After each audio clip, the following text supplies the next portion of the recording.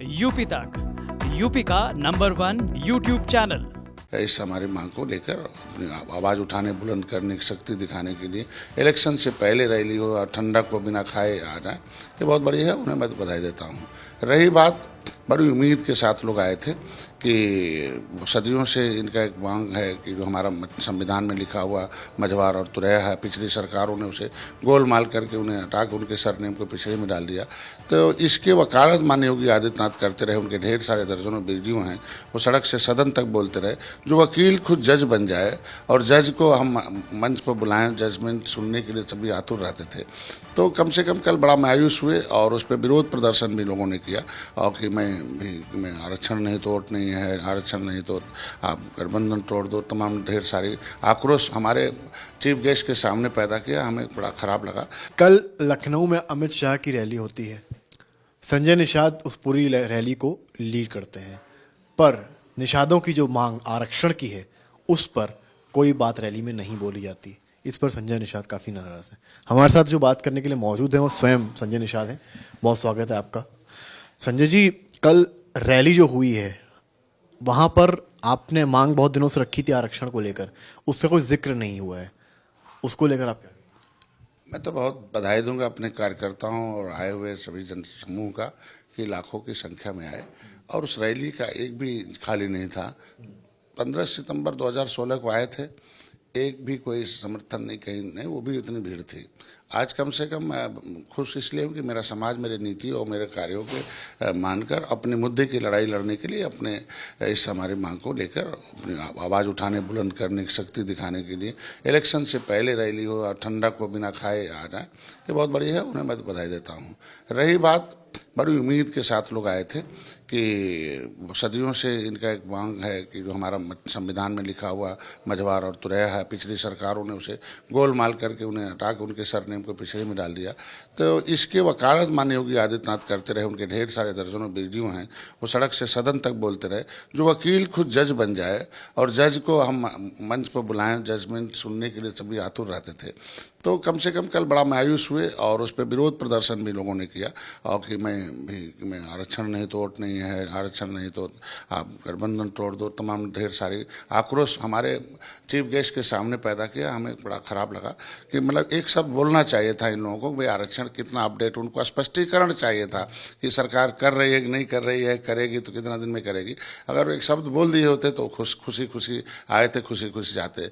वो हमसे नहीं नाराज़ हैं कि अपने देश की सत्ता 2017 में वोट दिया, 2000 मतलब हमने 19 में वोट दिया और फिर आगे भी वोट है। बोला तो उन्होंने कि हम मछुआरों के मुद्दे का मतलब को हल करेंगे, आने वाली जो सरकार 2022 पे, उसमें हम मछुआरों के मुद्दे को हल करेंगे। तो अब 2022 सरकार, भाई 2 सरकार बना चुके, 2017-2019, फिर 2022 सरकार बने तो वही बात हो गई, तो सपा बसपा का है। तो ये अपने मुद्दे पर अडिग है। मैं समाज के साथ खड़ा हूँ, मैं नौजवानों के साथ खड़ा हूँ। मैं धन्यवाद दूंगा अपने लोगों को कि गुस्से में हमारा समाज जब आता है तो बहुत बड़ा परिवर्तन करता है।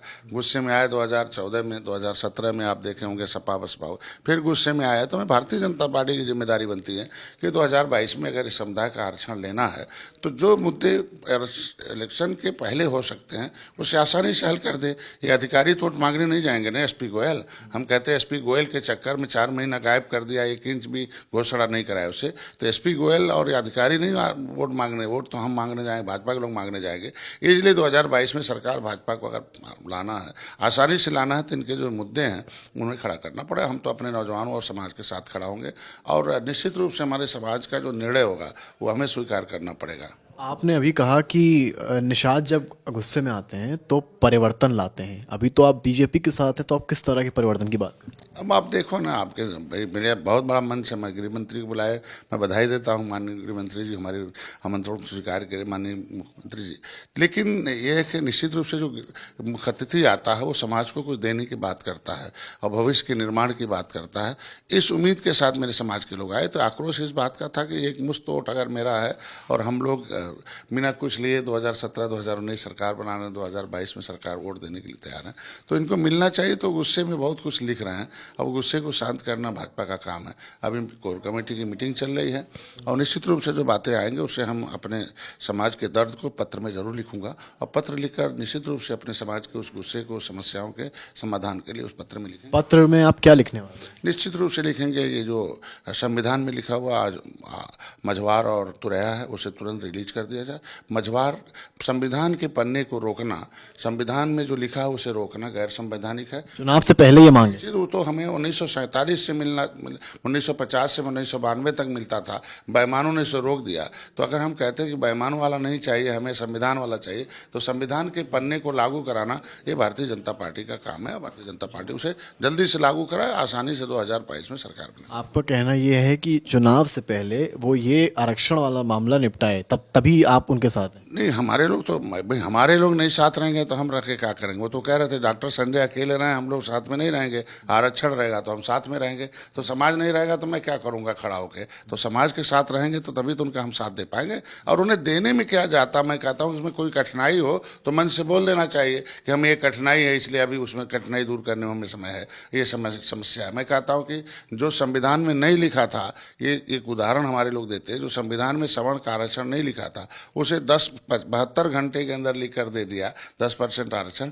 जो मेरा लिखा हुआ उस पन्ने को लागू कराने में क्या दिक्कत आ रही है? अगर कोई दिक्कत आ रही है तो बताएं, उस दिक्कत को हम लोग सॉल्व करते हैं। तो मांग आपकी क्या है? मतलब चुनाव से पहले आप चाहते हैं? रूप से हम लोग, हमारा समाज तो यही चाहता है कि अभी जल्दी से जल्दी तत्काल उस आरक्षण को लागू कर दें, क्योंकि 4 महीने हो गए, इन्होंने समय लिया था, हम जल्दी से जल्दी इसकी आधिकारिक घोषणा करते हैं। तो ये जिस तरह की नाराज़गी कल देखी गई है, आप कैसे अपने समाज को मनाएंगे और बताएंगे? आपने देखा होगा उसमें 80% युवा थे।